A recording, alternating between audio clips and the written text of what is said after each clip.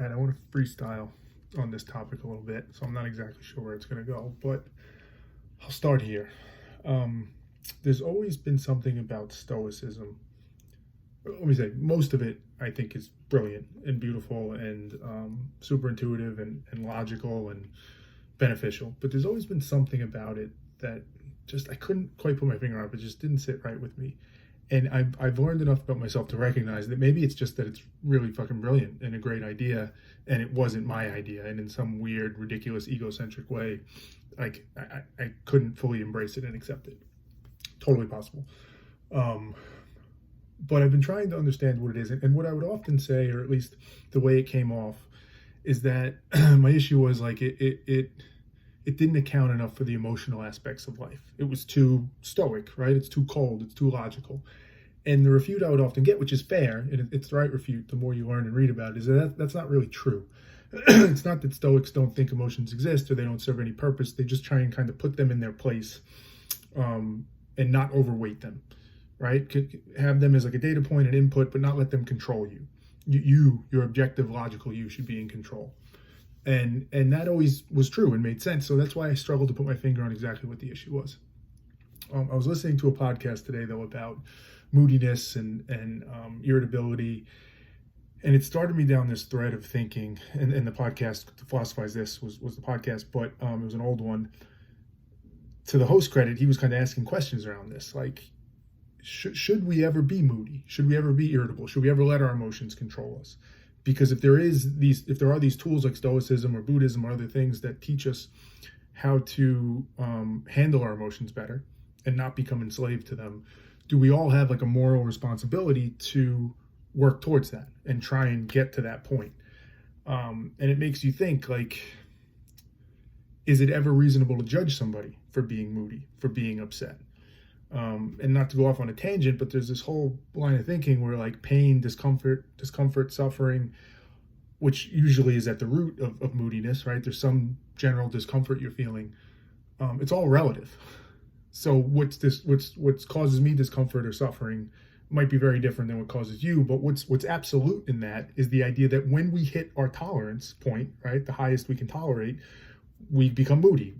Me, I lose my shit, right? I throw a temper tantrum, whatever it might be. And for everybody, that point is different. What triggers them, all of that is relative.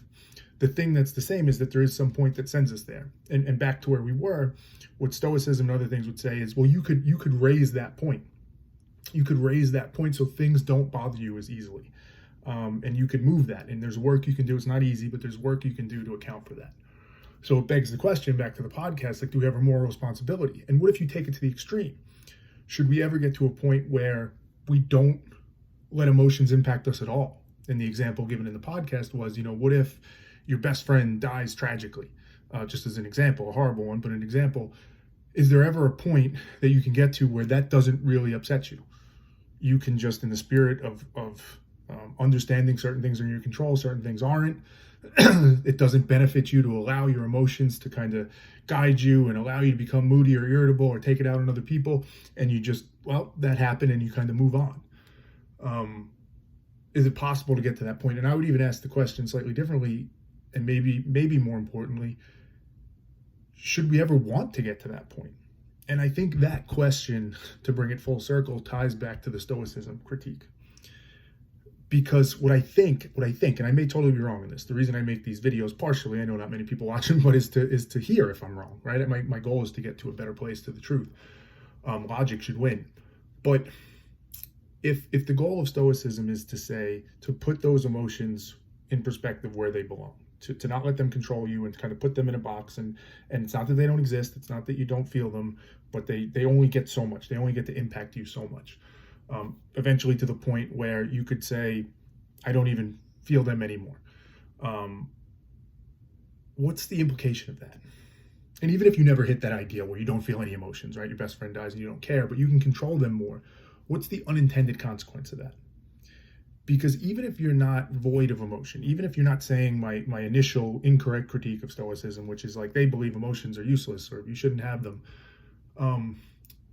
is there something beautiful, pure, natural, powerful, good in those emotions, net good, net positive, even though they can hurt us, they can enslave us, they can push us to do things, they can take control of who we are at times. It's worth it, because what makes life beautiful